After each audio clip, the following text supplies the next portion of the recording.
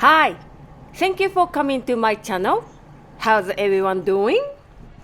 Today, we are going to make a very easy tofu.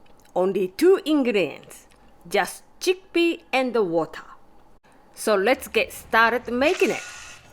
First, wash 1 cup of the dried chickpeas. Here, dust and dirt are removed. Place the chickpea in a bowl with 3 cups of filtered water.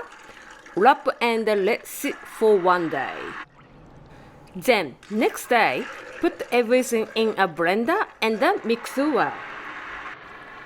Blend until smooth and creamy. Next, place the bowl under the colander, lined with a cotton bag, and pour in the chickpea milk.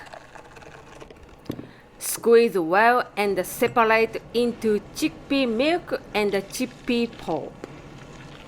It is better to do this 2 or 3 times rather than all at once. Put chickpea milk in a pot and turn heat to the mid. Stir the milk until it becomes thick like custard. Keep stirring the milk so it won't burn. When it becomes custard-like, put it in a container and refrigerate it to set. When the tofu has cooled to some extent, cover it. Do not cover with the lid while it is hot. It sets in about 2 to 4 hours. Next, we make a tofu dish topped with avocado and wasabi.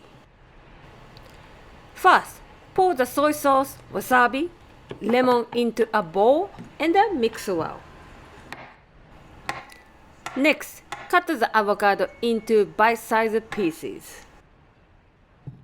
Put the avocado into the bowl, then mix well. Julienne cut the scissor leaves. Add the scissor into the bowl and mix well again. Cut the tofu and place the tofu on a plate. Top with avocado and done. Last, tomato and tofu caprese salad. First, make some dressing. Pour olive oil, lemon juice, salt and pepper into the bowl and mix well.